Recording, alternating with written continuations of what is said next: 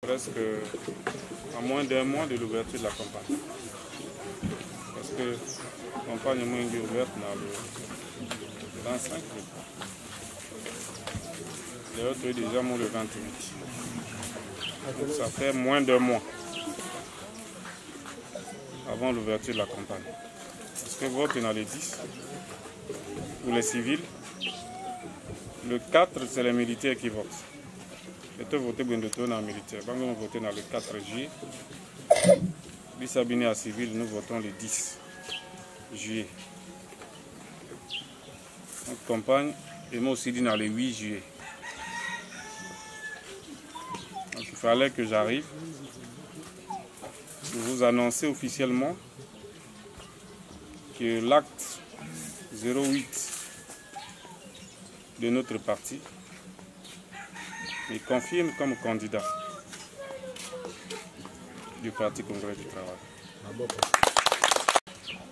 D'attendre même autant que me conduit liste au conseil dans le cadre du Parti Congrès du Travail. Pourquoi va décider que c'est un député tout conduit la liste? Va décider bon de désordre de soit qu'il un député. Ah oui député, oui na liste hambete. Bah conseiller. Pas moi qui n'a conseillé mais au lieu que demander à la population qui va voter l'histoire parce que PCT a créé ou ameni hambete oui n'a conseillé à on peut boire comme député bois important c'est lui qui n'a conseillé à mais yende OK fait que wa mwengi mungata ndabwa parti bois donc ni quand il y a concurrence na parti. Voilà pourquoi va demander la BCT. Vous devez rester là. Bine pour moi, une date à liste menia.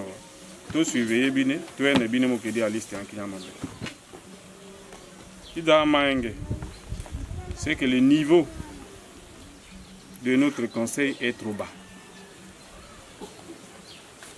Voilà pourquoi le conseil ABC est toujours parmi les derniers de la République. Il faut amener les cadres au conseil. Il faut que tu aies de près pour que tu participes dans le développement du district d'Abissi. Parce que le district, moi, je dis que je développer dans les députés. Ce n'est pas les députés, c'est les conseils. Tu as une mission, mieux s'occuper selon la nouvelle loi. Dans ma colis, dans ma pita, il m'a été mal à niveau à lancer. Pour travaux baisse ou localité, on a grands travaux. Mais il faut que Haïngue ait un cerveau. À supposer que Bisse Nabine, tu as aussi qualité ou il y a tout que de la conseil. Il m'a dit l'histoire les pénales par exemple. Peut-être des listes que Meng. Deuxième nom, Kwebe. Yvan, ancien député. Troisième nom, Dr Kala. Ancien vice-président à conseil. Mais nous, au cas contre BCAO, bon, tu as le Kouyana à ma colle, tu as moi liste. Puis moi, on a vraiment mon animateur ou à Masakuba. Tu tombes à conseil parce que mon conseil à Masakuba en Dengo. Mon même bini à ton présent. Mon même Moembi ou Magnol. Mon même organisateur ou Mampose Bele. C'est bien. Puis moi, tu as le Angola conseil, Orizo Mbouazaki. Mokazaki, Mibondo Azaki, Kemenga Zaki, Sabaya Zaki, Ndolama Azaki, Amen Zaki, Kweba Zaki, Kala Zaki, pour ne citer que ceux-là. Moubini a m'imposé belé menu à tout fournir sur la base ou à te moumia moembi ou à magnole. Oh, et il roule le loi à Kélu Ingiti. au Bizaname parce qu'on s'organise là sur la base de Wabibina. Moi qui a conseil malondé vraiment tout a aimé. Bah que le ngindi a tout le monde qui t'a mis pour ça mal quelque chose de mal ou bien qu'il a conseil. Parce que cette fois-ci là, le conseil, le bureau, c'est ou Motoale Pena ou à la Boine. Bobiza na même na menia wa mo atokelo fombanya na angolo abo. Ba ke lo brigade postenza. Amen les députés ne ça na poste au brigade.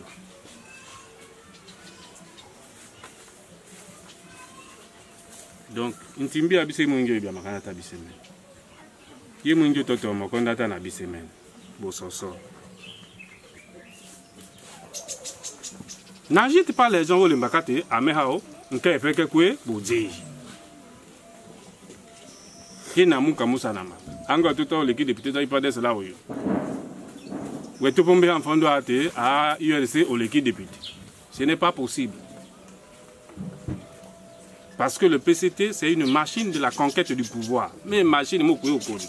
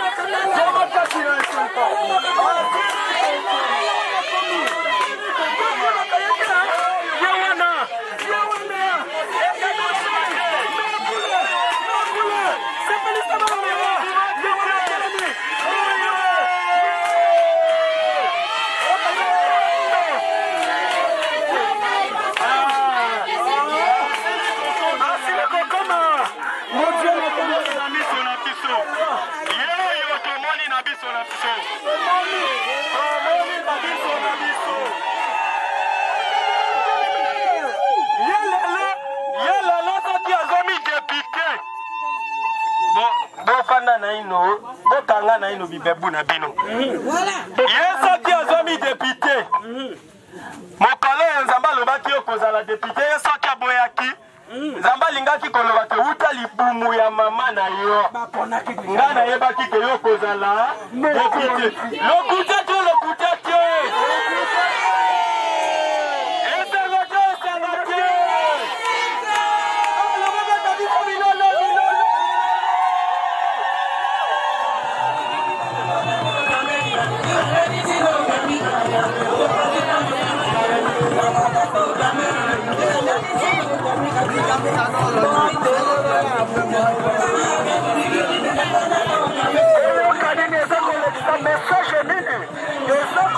Mboka, recevons-nous.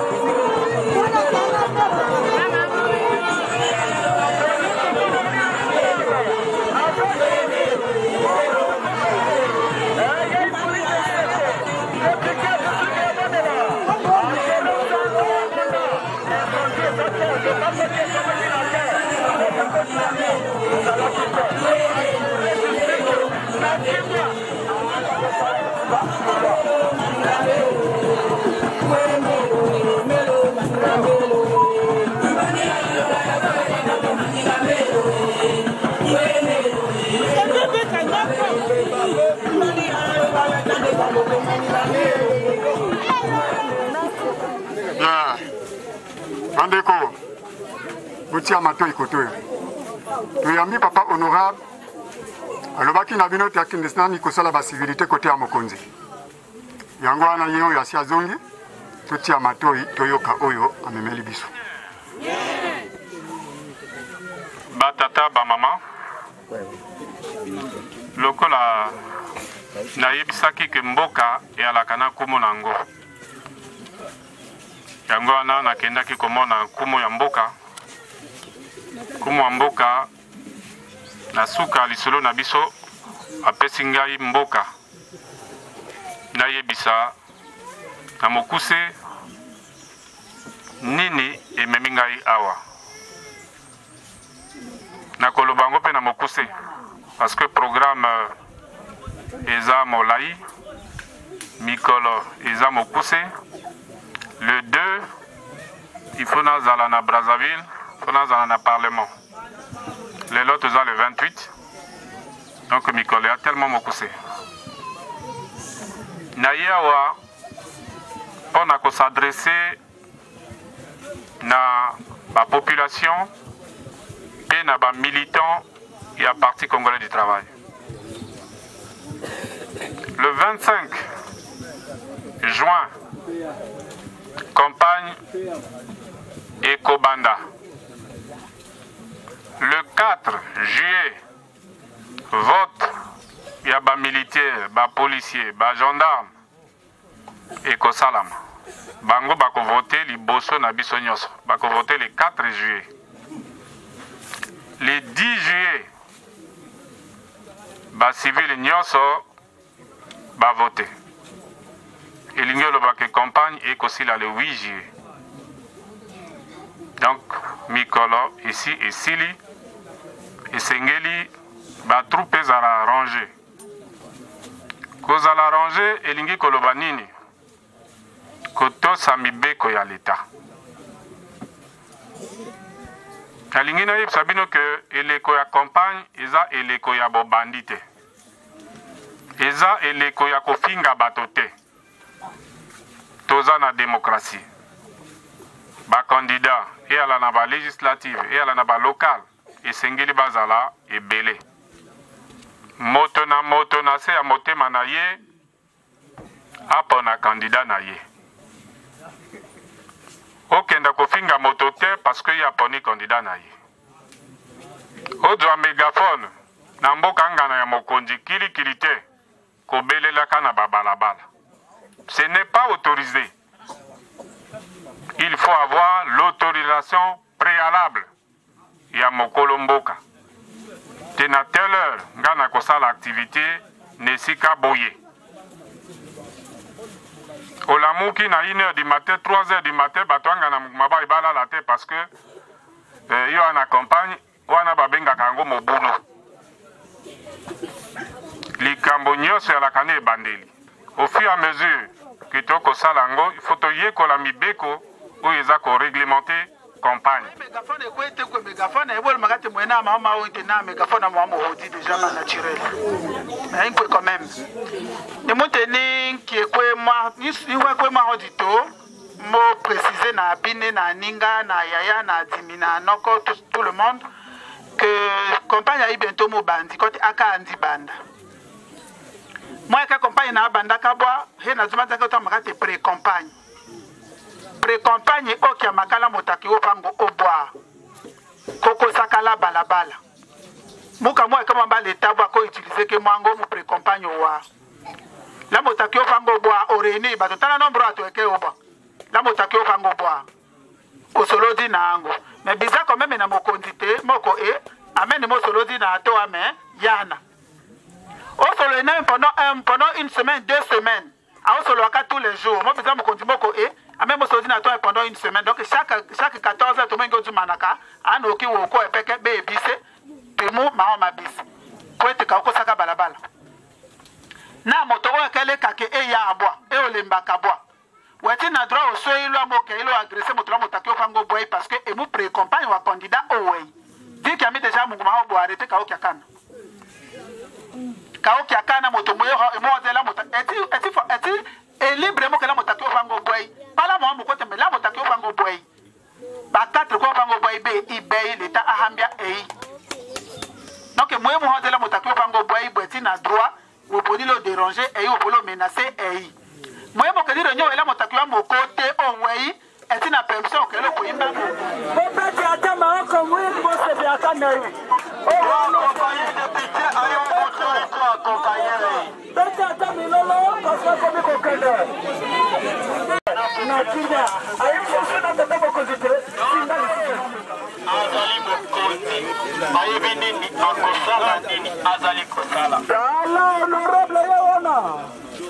Tata oya koname na parti du Congolais.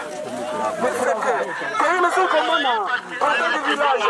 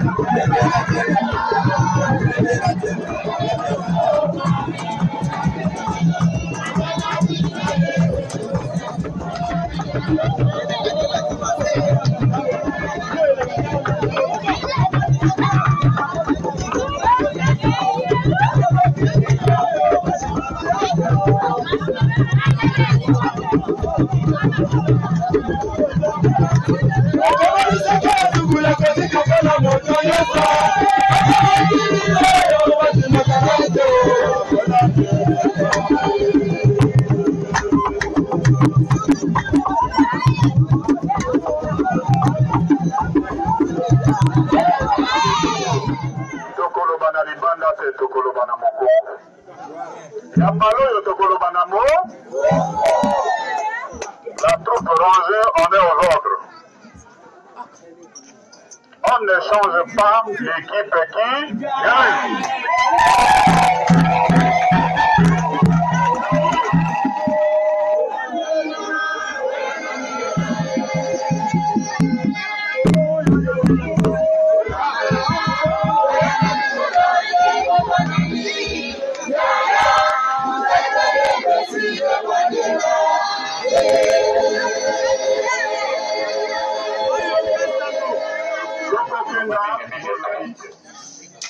nayebisi bino ke na mboka na biso lebale na biso oyo bato balingaka te ke mboka moke ebimisa mokonzi.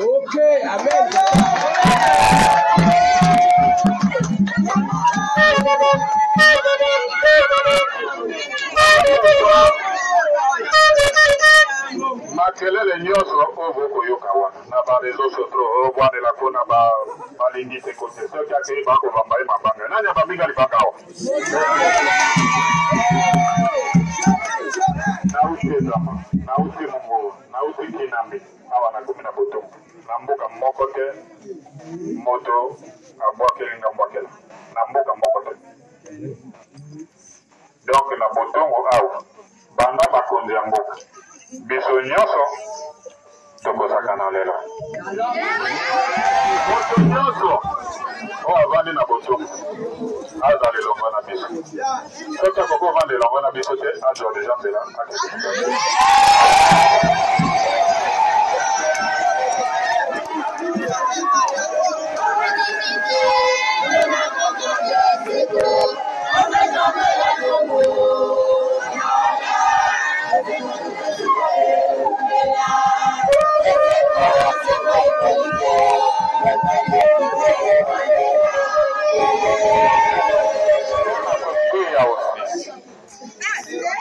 nalingi kombo ya bwanela district aoriske elongola nalingi tosala différence entre le village de Bwanela et Seya Bwanela et le district de Bwanela. Le district de Bwanela doit être propre. Moi, Weni et Seya Bwanela et Dinguengi Sal, ça n'engage que eux. Notre district doit être lavé, notre district doit avoir une image propre, nous devons passer des élections propres. Na kati ya motema na ye ayebi nani akompana nalingi te nayoka na botongo ke bamenaseke inter bafingaki inter la troupe est déjà rangée désordre te bitumba te campagne na biso kozala kaka nsai na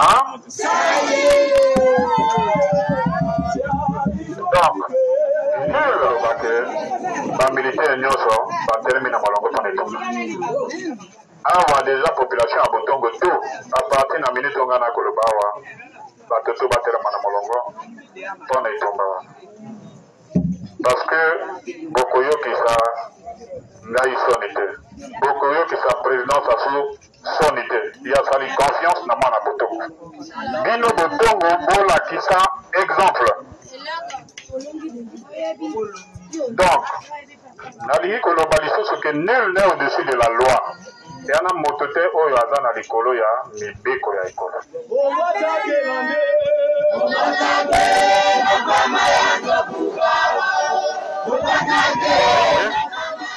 Campagne efungwani te naika komonana na biso na bino kolakisa bino ke ngai soldat na bino na telemi bino pe botelema dans 3 semaines campagne ebandi ekobanda na kati ya kimia kito kolonga na kati ya esengo.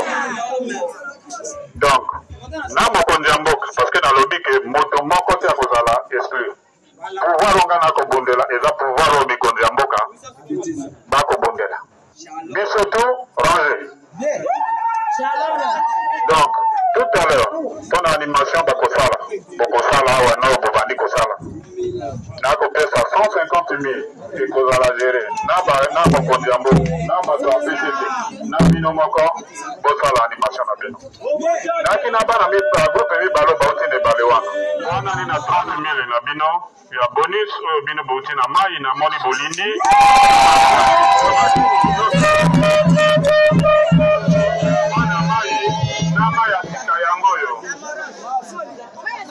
Bana mai na mai ya sika enveloppe na bino spécial bato bolindi na mai yango eza 30 000 15 000 15 000. Donc na kolala na bino awa tokosepela kaka toana réunion ya kosala te yaka communication na sali bino na souhaite kaka bino bonne fête.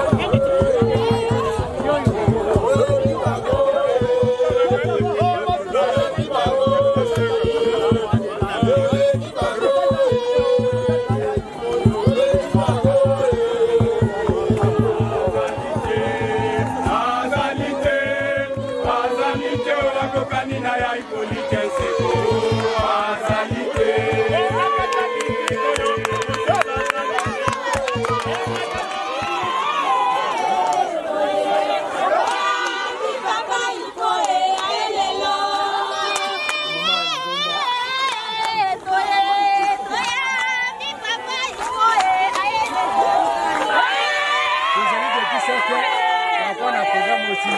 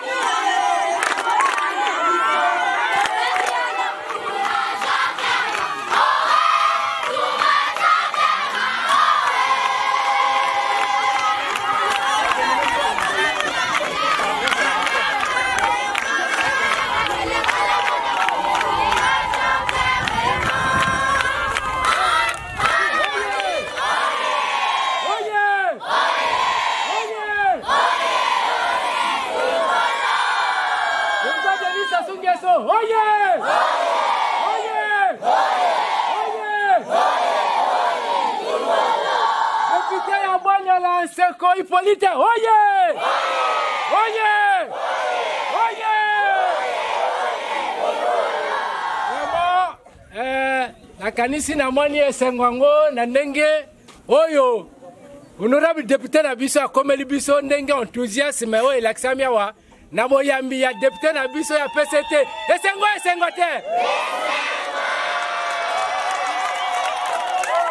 yango wana tolingi toyebisa bino boye bomela mai ya piyo botungisama te asa komi na kati na biso awa tokendani apesa mbote na mokonzi ya mboka azongela biso na malamu oyo amemeli biso akopanza biso yango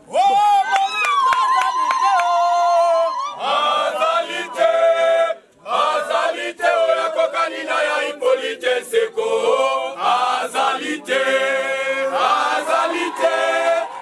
la démocratie moto na moto aza libre na ko voter candidat na ye mais loko na sengi na bino eza kimia moto a empêché moninga ko battre campagne na yete moto a mema moninga bitumba te tolingi to sokola image ya district ya Bwanela image à district à haut risque, image à district où il y a chaque élection, Bitumba, ça ne doit pas se passer. Donc la tovandi boyemoto mon côté aza au-dessus de la loi.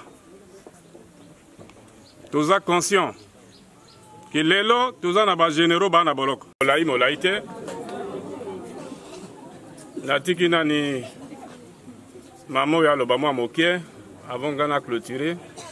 Ce qui n'a pas ça, c'est une minute na sima na kosala, mais la cadre ya kopema na kati ya mboka nanga na rythme na ngai.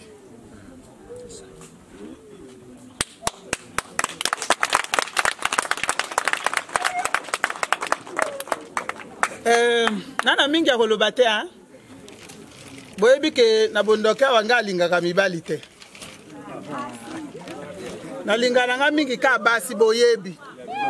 Mais nalinga kabino boabana nako préciser nalinga préciser loko moko kaka oyoka libanga na molili so sali aisa kedu voilà nalinga préciser loko moko kaka ndenge papa lobi ke campagne na ne bandite mais tozo kota nango kala mingi te papa utolo ba ke moto alingi Bertrand en tant que président à parti te bako s'organiser na ndenge na bango to benga kango ba dynamique. On a une dynamique wana to kapena ba ambassade. Le pango balobi ke bon, biso to ko sala ambassade na biso ambassade ya la kanini to du moi contreplaqué ou moi litoko to du ba photo mo kondi total misi wana. Candidat le ya kana mboka tambola kana mboka to. Comment na mando photo nga quelque part. Na mando photo nga quelque part. Bon ambassade pe ki samite que bo sala ambassade de terre non. Moto soka créer dynamique, ça le ko l'association non. Moto soka créer dynamique na ye pour na ko soutenir candidat wana et botaka mak et sala ka makelele était passé en 2017 et salama ki bongo makelele botama ki na bondokia. En 2017 na yebi ambassade moko ba créer kango quelque part mais là on a yakaki awa sala ka vraiment makelele. Na zoka to ko lobate. Donc on a lelo aboye ba que ambassade déjà permis na moto tout on a pensé que dynamique eza plutôt permis na moto to penser que nga na ko kenda na ngai na yoka na kananga na Bertrand te na yoka na même moto ebi kaza membre ya PCT o ebi ke yo za membre ya PCT o ndima kombo ya PCT wana oza condamné na kozala kota Bertrand parce que PCT ya mibale te dynamique ezali bato o baza na PCT te o balobi ke to soutenir candidat na biso se kotolingi candidat na biso to lekisaye ba créer dynamique mais en tant que membre ya PCT okoki ko créer sous dynamique contre qui j'ai ya PCT wana eza permis te mais ko créer dynamique eza pona bato o baza na parti te bato baza na ba parti misusu wana bato baza na ba o baza peut-être ata ana parti te ana nini te mais ba penser que biso to se regrouper ba créer dynamique mais bo baza ya PCT boza condamné na kozala na kati ya PCT parce que ça des candidats na bino ya PCT boko solliciter baninga ba parti misusu boko solliciter baninga baza na ba parti te pona basunga bino est-ce que toyokani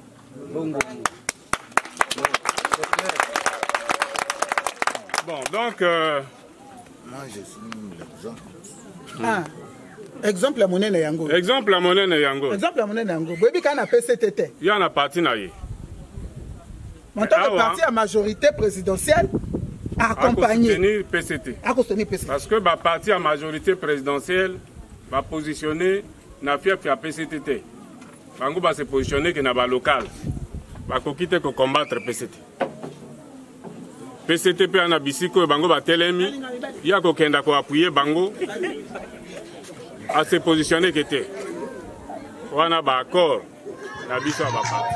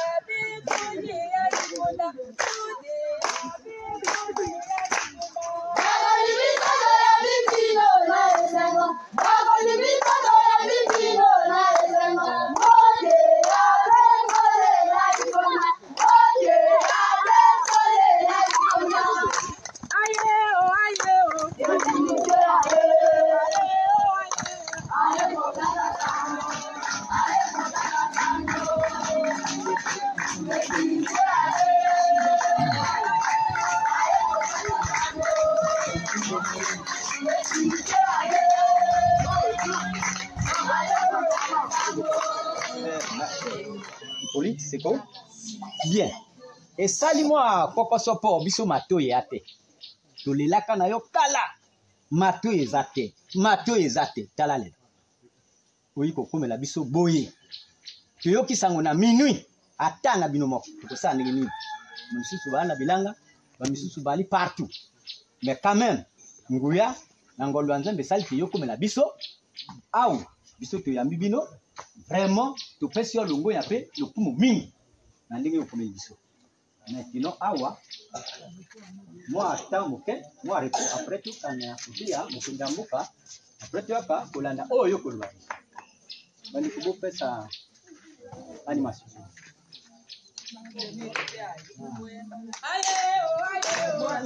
Parti congolais du travail awa nyamboka likonda. Donc si kasiko to komi ko yo kaye après ça oyo moi moke oyo abomela ki molinga. To beta maboko mandika.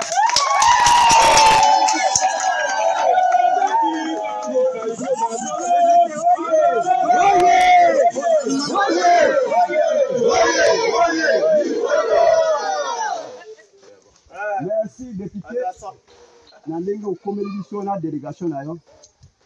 Biso population mboka likonda to yambie na kati esengo. Twali na simana yo kaka. Pamba tête au voter que ozala molobe na biso na parlement. Ina yango tozali kozela maponami oyo ezali koyaka. Toko bakisa monda ya mibale.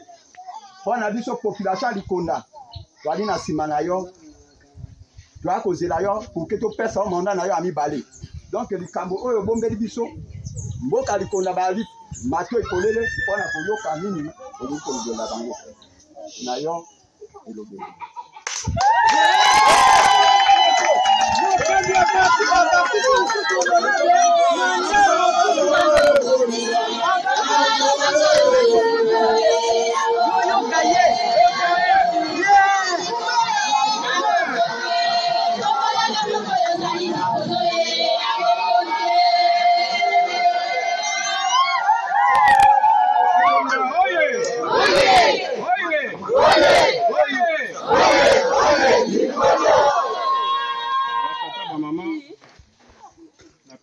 Merci. Nandenge Ouyambingai, malgré que aux autres informations en retard, parce que tu n'as pas si makasi ya likambo alitoi na likondawa. Nakanisi solution à likambo ango.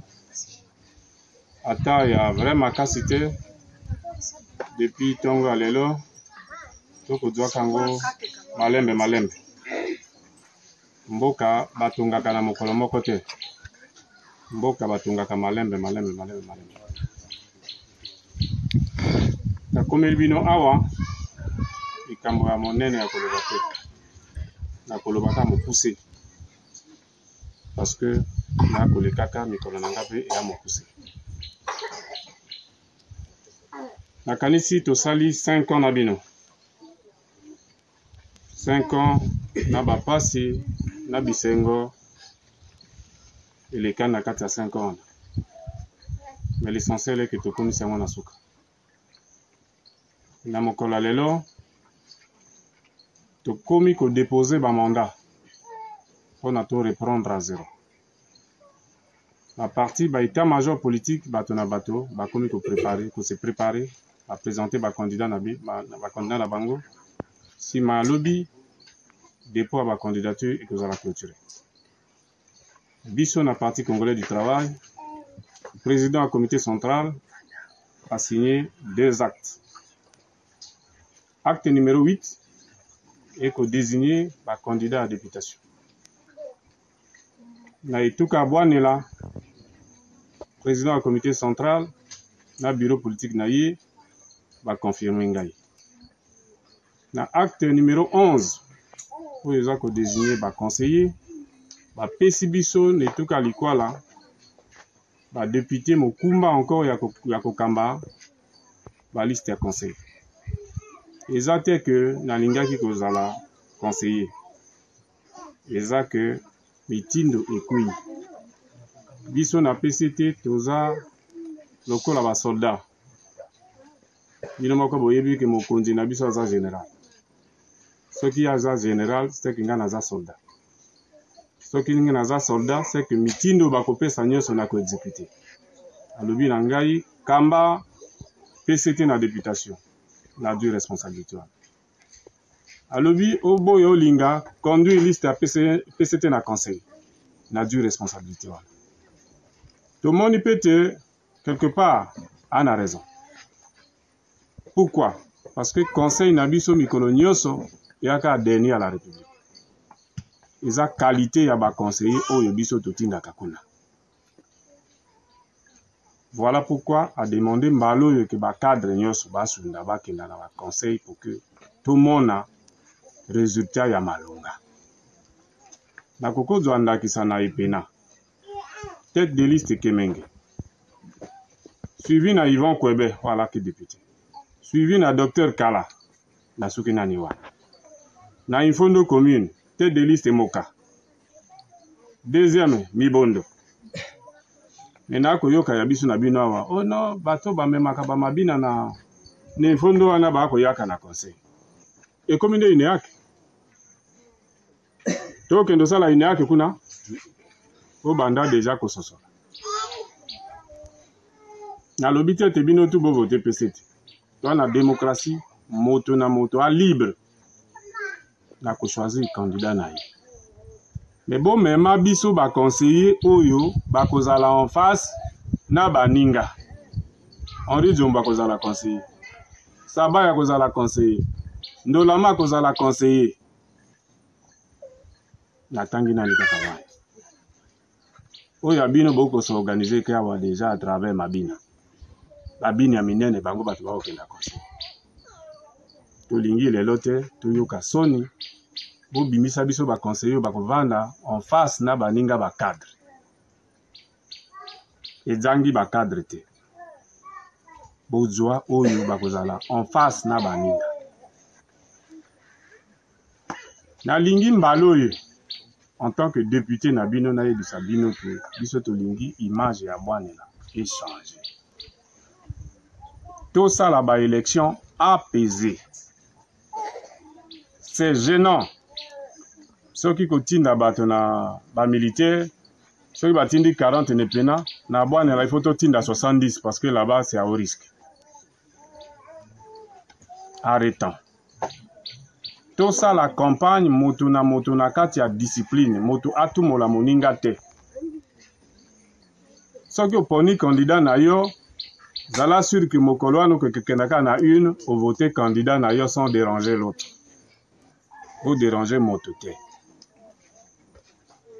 Yana moto yo ana likolo a loi te. Toza lelo na général Mokoko. Le 4 juillet, ba militaire va voter. Le 10 juillet, ba civil va voter. Et tout voter na kati ya kimia, vous fungez la campagne na kati ya kimia, bitumbate, tolingi te tozwa ba prisonnier, tolingi te bato bazoka na likonda wana campagne. Ngana kuti bino a moto azoki te. Momelaka masanga tous les jours. Obundaka te. Moto abimisa moninga mbeli te, moto na moto akendo voter candidat na ye na ndenge na ye. Yokani? Okay, ya réunion te yo nango la mosa. Banango la mosa. Protocole.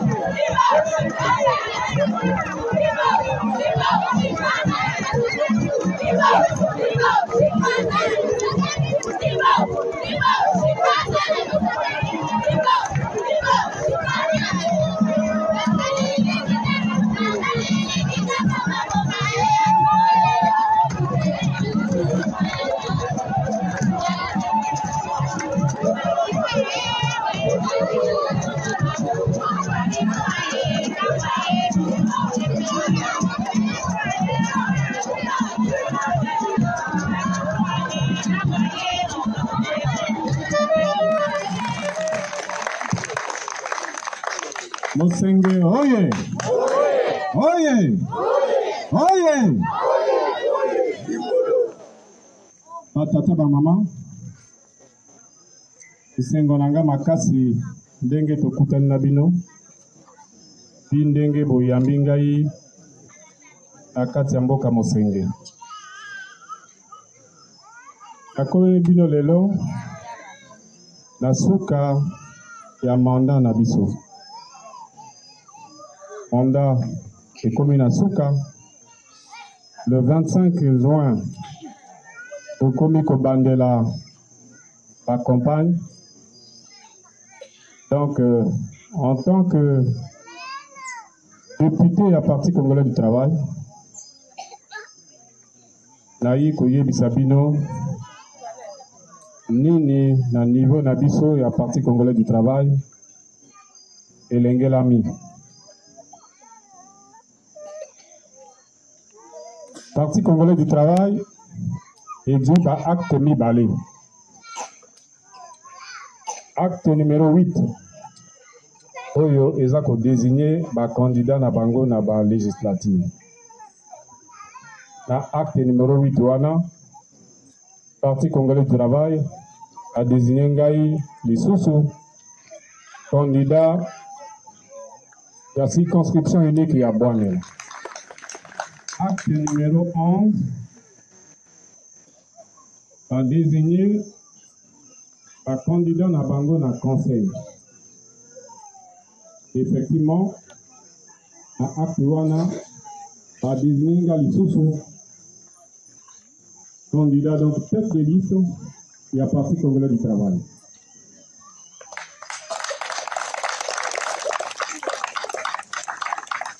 La ligne na sembo la bino que et à la petite pour ça n'engate il a se positionner à bas local na bas législative. Ils ont décision et à partir. C'est ça là qui demande à faire mon côté. On en a à la conseiller. Le Parti congolais du travail a décidé que dans la Likwala, la députée tout, la candidat va député tout, va conduire la liste na bango. Parce qu'on a raison na bango, Oyo va décider de donc na Enyele, ils ont Henri Djombo, na Betou Fernand Sabay, na Infondo commune. Alain Moka suivi na Vénérable Mongwende Balé. Na Dongo, Isa Donzia Patrick suivi na Monia Venance. Et na Boanela, Isa Lingaï. Okisana, Isalami Kakana, Epena na Liranga. Epena, Isa Ema Kewenge. Suivi na Kwebe Yvon. Na Dr Kala. Parmi par raison, ils ont aussi que conseil Nabiso niveau Tango Tokopona ba conseiller, tout le monde a nani à Koki Kozala en face na Moka, en face na Balé Otobenga Kamibondo, en face na Monia, ainsi de suite. Et que ça n'a pas passé parce que nous avons dit que nous s'organiser que on a besoin Sabine ya Mamposé Bele, Sabine ya temps présent local à Boye, pas Boye, ce qui a 8 temps présent, dans même na studio, c'est pour que nous allons conseiller. Tant que tu kuna ba conseiller na biso, est-ce que ba koka kozala en face na baninga? Parce que Tolingi, chaque mboka a un conseiller. Et il faut tout prendre chaque mboka un conseiller oyo akoki kozala en face na baninga. Et ce que tu as na lure to kokendo oyo. Toko dinza kaka.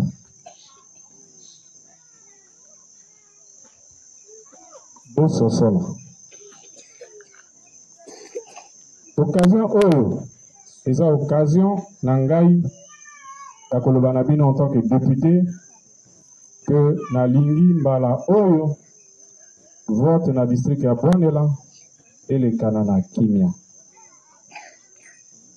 Tous à la terre, bateau à chaque élection, ceux qui battent ba militaire 40 na Epena, il faut côté na biso yaka 70 parce que côté na biso c'est un district à haut risque. Iloba wana na lingi to efase yango na kati ya babongo ya bato.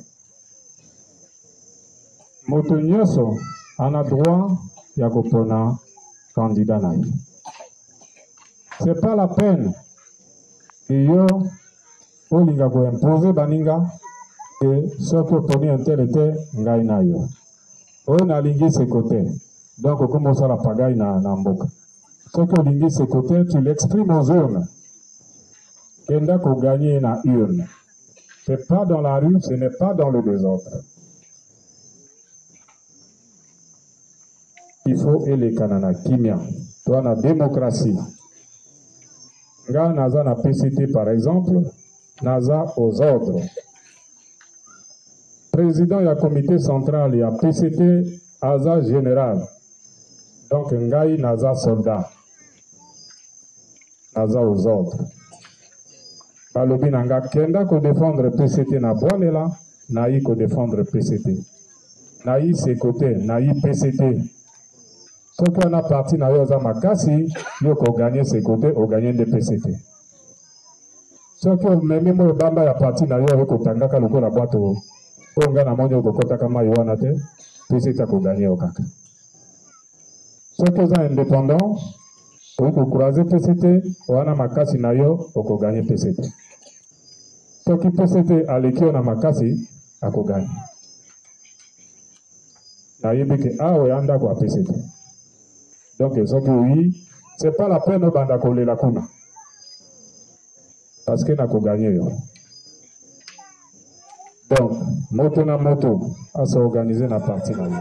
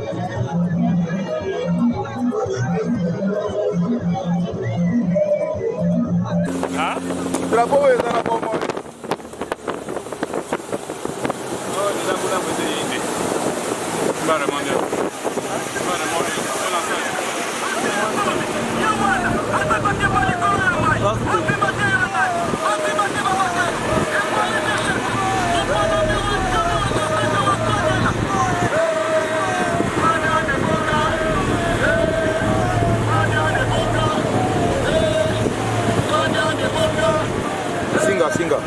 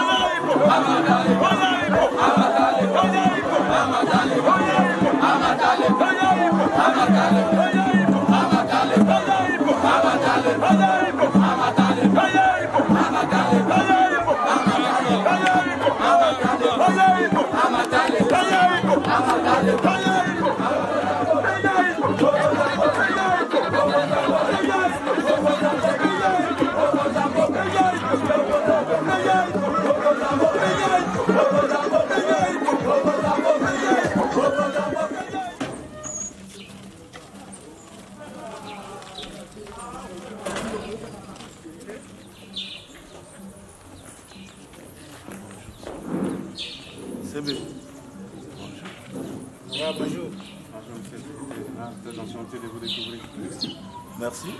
Venez.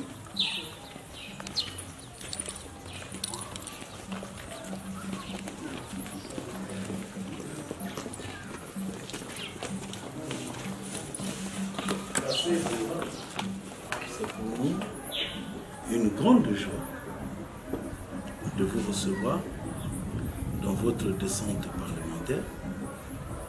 Et c'est la mission d'État que vous avez. J'ai le réel plaisir, l'honneur m'échoit ce matin de vous recevoir autour de nous et nous faire passer certains messages peut-être que vous avez eus au niveau de l'hémicycle pour le district de Boimila, que vous avez la plénitude d'incarner avec la gloire de Dieu et les responsabilités. Merci toute mon équipe, moi et le secrétaire général, nous vous souhaitons la bienvenue. Par rapport à l'hospitalité et l'accueil que j'ai reçu de vos populations, depuis Zama jusqu'à Bonela.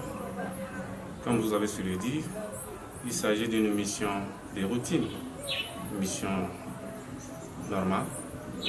Nous sommes à la fin d'une législature et dans quelques jours, nous irons aux échéances pour choisir les nouveaux élus qui exerceront à la prochaine législature. Il était donc important que je vienne l'annoncer et annoncer également les directives de mon parti. Bien sûr, en épinglant quelques projets ou propositions de loi qui seront utiles pour les populations de Bonela. Voilà d'une manière résumée la quintessence du contenu de mon séjour de travail. Donc, je n'aurai pas assez de réunions particulières à tenir. Je vais faire une communication d'un moment à l'autre. Et toute la journée, je la passe avec vous. Demain, direction Ebambe Moukmamoké, où je passerai nuit. Puis après-demain, je repars parce que le 2 juin, nous reprenons la dernière session administrative. Donc voilà, résumer mon calendrier de travail et les contenus de mon voyage.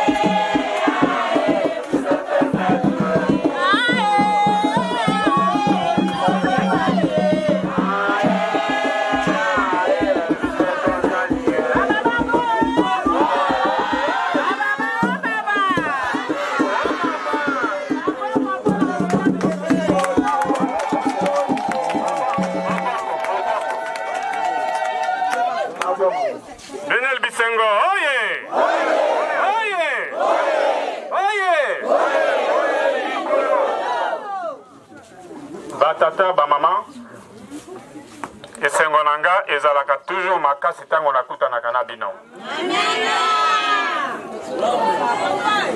lokola nakutani na bino motema na nga etondani na esengo mpe nayebi te na kati ya mitema na bino esengo mpe ezali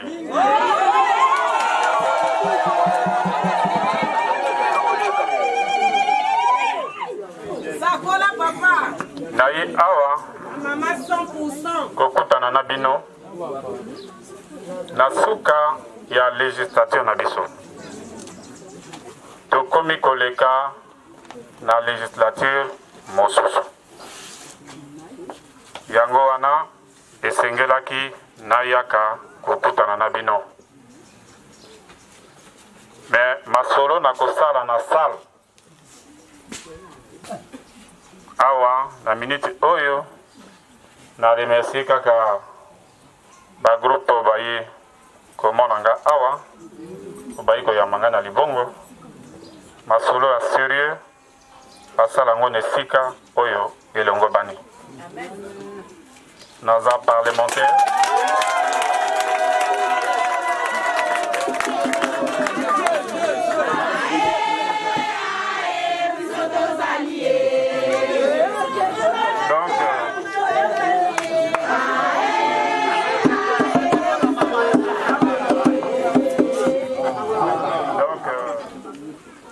je crois que awa bakopona salle esika oyo tokovanda na collège esika ya sérieux oyo bato bamutu oyo eza tranquille bakovanda mpona koyoka communication nayi kosala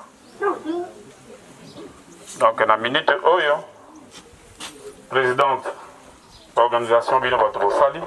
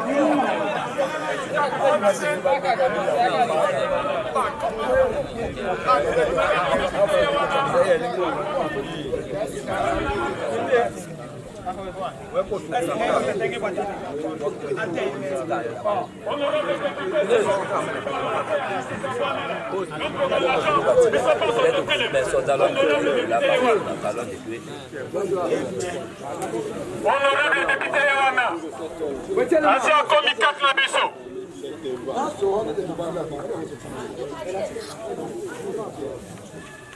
L'homme de la nation, honorable député, Nzananaka Bissé Abouanela, Robert Kamabon, comme maman il a expliqué Abouanela, parlementaire, l'homme de la nation.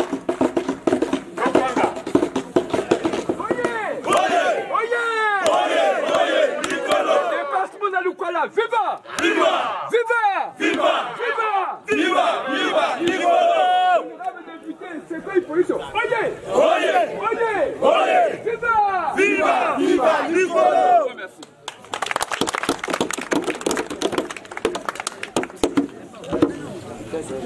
Papa, papa, maman, il est le député national, donc battu tout. Parti tout ici représenté. Un député national du nord au sud. esengo esengo te maboko oyo akomeli biso tosepeli maintenant toyoka makambo ya memeli biso ayebisa biso et puis soki na bakestion ya kotu tokozongisa mais eza compte rendu basala basali kuna asala compte rendu bacompte rendu ala bakestion te ayebisi bino te eza boye il n'y a pas de question compte rendu ala bakestion te compte rendu il n'y a pas de question maintenant tokondima wa badoléance ete honorable député tolingi boye ne partez pas hors de la réunion makambo ya toa boye non ne partez pas hors de la réunion eza badoléance ayi kosala compte rendu assemblée tala boye toyoki yango maintenant badoléance honorable biso ezangi biso boye c'est ça ce qu'on cherche parce que soko ke hors sujet hors réunion barachi aux paroles toyokani je vous remercie. Je remercie tout le monde, honorable député. Vous avez la parole. Voilà, oye, Gikolo. Tovanda. La sepeli lokola bozwami ebele na masolo ya mokolo ya lelo. Bokutani ya lelo eza dernier compte rendu il y a 14e législature. Tokomi donc kokenda na 15e législature. Donc communication nanga eza orienté na makambo mibale. Likambo ya liboso na koyebisa bino ndambo ya baprojet ndambo ya barésolution oyo assemblée nationale ezwi volet ya mibale na koyebisa bino nini na cadre ya parti congolais du travail oyo naza korepresente ekani na mikolo oyo mpona periode yango ya kouta na 14e législature kokota na 15e législature. Tososoli makambo ebele na assemblée enda koyebisa nyonso te na kozwa ndambo na kosepesantir parfois mingi na oyo eza koconcerne ngai na yo awa parce que na makambo mosusu tozwaka kuna c'est pas forcément possible que bino bo appréhender yango bo s'intéresser même nango parce que ça ne vous touche pas directement. Donc parmi makambo oyo to adopter portant la convention d'exploitation minière pour les gisements de fer de Nambeba dans le département de la Sangha entre la République du Congo et les sociétés Sangha Mining Development Sasso et Bestway Finance United. Elingi Kolobaboye. Toza na gisement moko ya mine oyo ekozala exploité. Mais ekozala exploité en partenariat na société moko ya ba chinois. Donc l'État congolais a kosala na société ya ba chinois. Moto na moto a investi ndambo. Donc eza société directement eux kozala totalement gérée na ba congolais te. Ba congolais ba na ndambo, ba chinois pe ba na ndambo. Deuxième projet oyo to adopté convention d'exploitation ya société mosusu pe ya ba mine ba bengi yango Badondo. Toujours dans le département de la Sangha, ba ko exploiter mine kuna. Minango, c'est la même société oyo et kosala na l'État congolais. et comme la société, gisement mi-balé. Il y a mi-balé, il y a mi-sato, toujours dans le cadre des mines. Wana babengi fer d'Avima, toujours dans le département de la Sanga. Il y a fer et zakuna mingi. Et la société à chinois, va exploiter en en partenariat na Congo. Projet Mosusu, où est examiné, il y a projet de loi portant sur l'orientation du développement durable. Développement durable, il y a Goloba, tout entreprendre l'activité sans que tout à la pollution. Donc il faut tout établir par règle.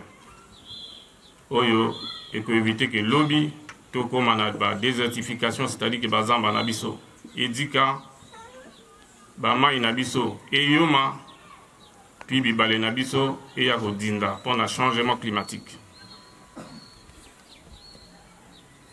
Mosusu tout examiné, et la proposition de loi régissant la profession d'ingénieur en République du Congo. Mosala, il y a ingénieur. Tozana ba ingénieur, mais baza na code na bango ya travail te.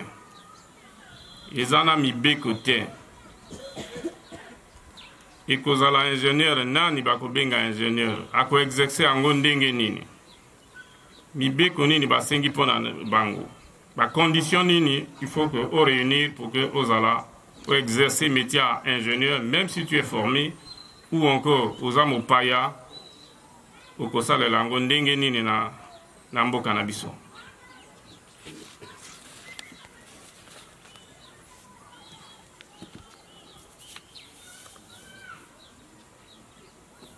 Mosusu, proposition de loi portant création de l'ordre des ingénieurs en République du Congo. Donc, Ezami Beku, Oyo, est créé ordre, donc organisation yaba ingénieur la République du Congo. Mosusu objet examiné, il y a qui demande d'autorisation de poursuite concernant le député Ghislain Millet Galibali. Ghislain Millet Galibali a député à l'Ekana, mais à enfreindre la loi. Donc, l'État a demandé que biso ba parlementaire to lever immunité parlementaire naie. Immunité parlementaire, ils a protection au biso ba député to zanango. Parce que toi ne kila ya kosamba. Pona kosamba nangai, ce que fundingai et kosenga te Assemblée nationale et s'est réunie spécifiquement pour cette question. Puis ba député va se prononcer. Est-ce que, oui ou non, Bakolongolanga pouvoir wana pour que nous allons en face la justice. Donc, loko là-bas, même si le Cambodge n'est pas une abisso, to koka kite ko protéger parce que aza moninga na biso, to lobi na ye, yo kenda na tribunal, soki olongi, olongi. Soki olongi te, tu seras condamné par la loi. Et moninga nabiso député à l'Ekana, moi na ya un ancien ministre Ngalibali, bato yo yokaka banda ko yoka makambo politique depuis kala, ba yebi que toi qui na ministre moko kombo Ngalibali. Moi na ya ministre to longoli immunité parlementaire na ye. Aza condamné à 30 ans de prison et une amende de 101 millions de francs CFA. Na retenir likamwana na koyebisa bino po nana lobana bino que evandi biso na sena moi awa evandi biso na Congo, nul n'est au-dessus de la loi. Ezana mototeur oya koloba te ngai ngai na leki mibeko. soki député, assemblée qui se réunit pour naïe, ce n'est pas facile qu'une assemblée se réunisse. Il faut que le président de la République autorise. Mais le président a autorisé. Et Bissoba député t'a décidé que tu vas devant la justice, tu vas répondre. Il est condamné à 30 ans de prison. 101 millions d'amende. Combien de fois Ngaïnayo? Oyo tokanisaka na bwane la wa que biso ne biso. Est-ce que vraiment boza makasi te? Même nga moto na lati bendele naza makasi te. Mibeko eleki biso nyonso. Mibeko ya ekolo esengeli na biso na bino totosa. Et tosalaka matoi mangongi ya pamba. Ya pamba. Devant mibali to baso balataka robe wana. Misusu bakonete. Misusu bakosuba na bilamba. Kaka na mobeko ekomami na mokanda kaka na papier lokola na kokanga.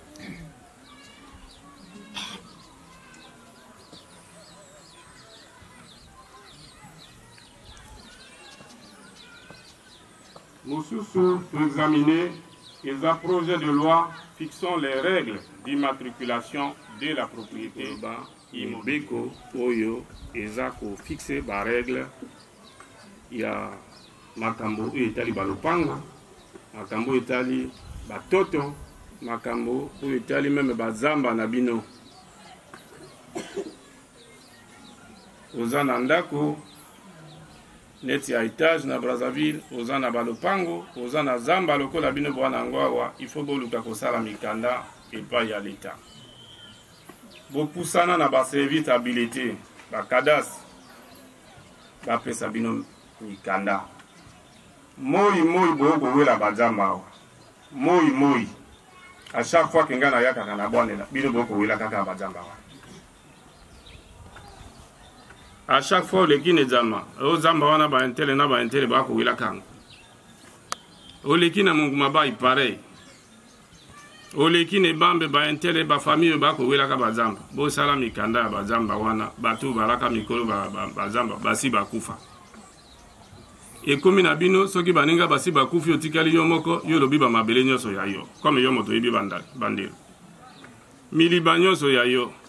Nako yoka kabino a mikolo tu boko samba na bato mosenge na miliba boko samba na bato ya boye na bazamba mikolo nyoso ya lokuta est-ce qu'il y a lokuta l'État a commandé makambo wana nyoso avant qu'il ne soit trop tard avant que bato bayebi makambo wana bakufa bokenda kosala mikanda tango kotikala kaka bana na bana lokola toza ba spécialiste ya ba machete tokokatana ya pamba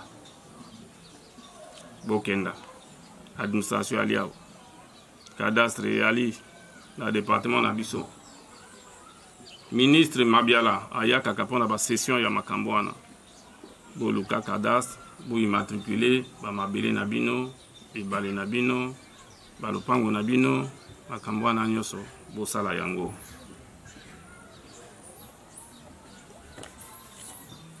Loi mosusu touti ko voté boko yoka ngo mikolo nyoso loi mo ibara eza mibeko oyo touti ko voté pour la protection ya basi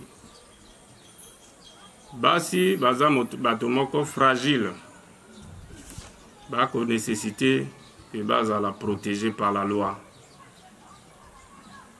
yo outiawa oko violer mwasi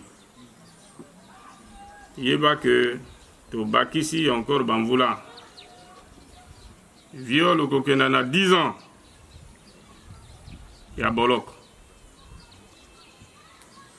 biso bato tobotami na bamboka oyo eyalaki na phénomène moko nayebi te soki esila munoni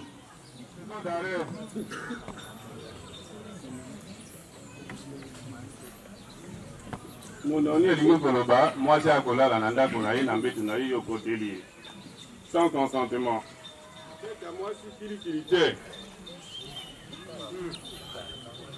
violence faite aux femmes. Même moi, si nayo moko, à kofunda yo ke boloko. Ikamamba kokako loba na moloko te. Wa kokako loba. Afundi yo ke munyololo na moi si nayo moko. Parce kaka ke yefa kotika la wa koyoka ka banzala ye moko. Mais entre temps, il faut na moloko.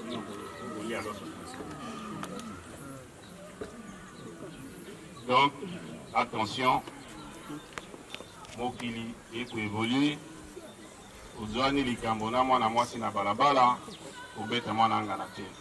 Ana ba droit na ye aza protégé parce que ye aza être moko faible. Attention, basangisaka nzoto na mwasi na makasi te. Boloko. Attention, bino mibali misato, okenda kotambola na mwana ngana te. Boloko. Ok, maison d'arrêt. Ok, dans la commissariat, la gendarmerie, Bangbatio, Bamemi, la gendarmerie, Okakapana, Mikolomi, Balé. Maison d'arrêt. Donc, voilà à peu près. Il y a quelques affaires. Dans la 15e législature. Le 25 juin, campagne, il y a une élection législative locale et Kovanda. En moins d'un mois. Il y a un candidat, il y a une législative. Et ma modeste personne a été choisie pour conduire une fois de plus le PCT. Acte numéro 11. Sans que n'a déposé dossier, le PCT, dont la Likwala, a décidé que ses députés conduisent les listes. En tant que soldat, je suis aux ordres. En tant que soldat du parti, je vais exécuter cette tâche. Je demande aux militants du PCT, je demande aux cadres du PCT de se ranger, de se mettre en rang pour la bataille. Mais nayebi que na PCTP et na batoyo baya kaki na ba calcul toyebani oya kaki na calcul na PCT na koti na PCT pour na doit antenne au 8h toyebi que tu es indécis. Repars là où tu étais. Repars là où tu étais. Laisse le PCT tranquille. PCT ayebi biso nyoso. Soki aponi yote ayebi pona nini aponi yote. Soki aponi yo lelote akoko pona olobi. Ça ne sert pas de perturber le PCT. Ça ne sert à rien. Tu ne veux pas, tu restes chez toi.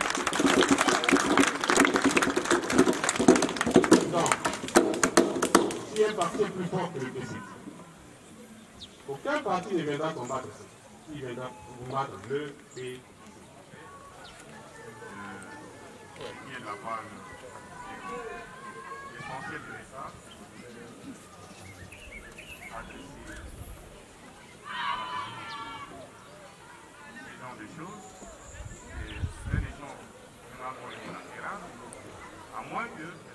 Je demande aussi, puisqu'il n'y a pas que le PCT à Panela, aux autres de faire autant, mais dans la liste.